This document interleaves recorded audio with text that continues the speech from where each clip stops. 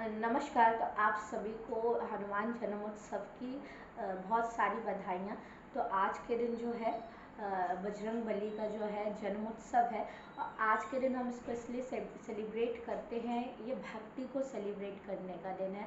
जो लोग भक्त होते हैं, जो लोग किसी के ऊपर अपना समर्पण दिखाते हैं, तो कैसे एक जो भगवान तो है लेकिन उनके साथ जो उनके भक्त का भी नाम हुआ, ये चीज़ देते हैं।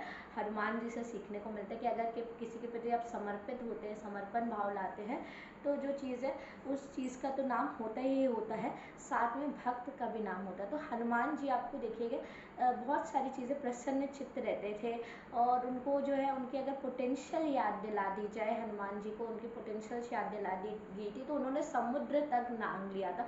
तो इसी तरीके से जो है हमें अपनी पोटेंशियल्स को जानने की ज़रूरत है। अगर हम अपनी पोटेंशियल्स पर वर्क करेंगे तो हम हर वो काम कर सकते हैं जो हमें पहले लगता था कि हम ये नहीं कर पाएंगे किन्हीं कारणवश। तो उनको देख के आपको एक लर्निंग ये लेनी है कि हमारे अपने पोटेंशियल्स को जानिए और उस पर वर्क करिए। उसके बाद जैसे उन्होंने समुद्र नाम लिया था, वैसे आप भी कोई भी जो समुद्र के बड़ा जितना बड़ा चैलेंज है आपकी लाइफ में, वो भी आप ओवरकम कर सकते हैं।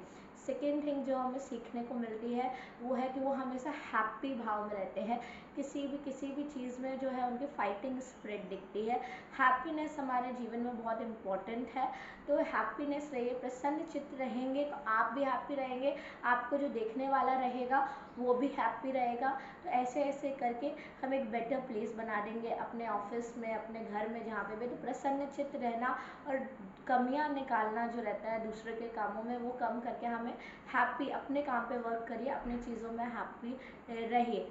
हनुमान जी जो रहते हैं बल, बुद्धि, विद्या, विवेक, ये सारी चीज़ों के दाता होते हैं। तो कल के दिन अगर आपको इन सारी चीज़ों में कुछ चीज़ें में कमी आती है आपके चीज़ों में, तो ये चीज़ इनका पूजा करिए, इनके मंदिर जाइए, इनको लड्डुओं का भोग लगाइए या भोग आप कुछ भी लगा सकते हैं अपनी कैपेबिलिटी के अनुसार जो आपको लगाना है, लेकिन इनके दर्शन जरूर करिए।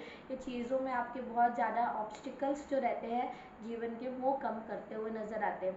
घरों की शांति के लिए, घरों में जो नकारात्मक ऊर्जा आपकी फैली होती है किन्हीं कारणोंवश, किसी की नेगेटिविटी रहती है, घर में लोग आलस्य का भाव रहता है, लोग जो है घर में साथ तो रहते हैं लेकिन एक दूसरे की सहायता नहीं करते और घर का माहौल जो और है नेगेटिव करके रखते हैं। तो कल के दिन इनकी पूजा करने से ये घर की जो नेगेटिविटी रहती है, नेगेटिव ऊर्जा रहती है, वो भी समाप्त होती हुई नज़र आएगी।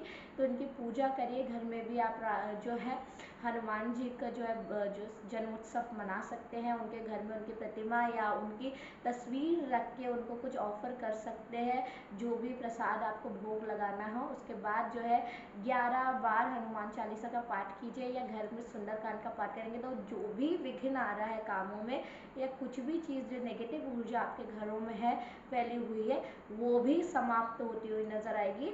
तो कल के दिन जो है आप बहुत सारी चीज़ें लर्न कर सकते हैं हनुमान जी से, उनसे कुछ सीखिए, उनके चरित्र कुछ अपने जीवन में लाइए कि कैसे उन्होंने इतने बड़े बड़े टास्क कंप्लीट किए और उनके सामने ये समर्पण रखें कि जब आपने इतने बड़े बड़े टास्क रख कर लिए हैं तो मेरा छोटा सा काम क्या चीज़ है, मेरा छोटे से भाव आपके सामने क्या चीज़ है ये काम को करना। तो इस तरीके का भाव आप रखेंगे उनके सामने तो आपके जो रुके हुए काम हैं वो भी पूरे होते हुए नजर आएंगे।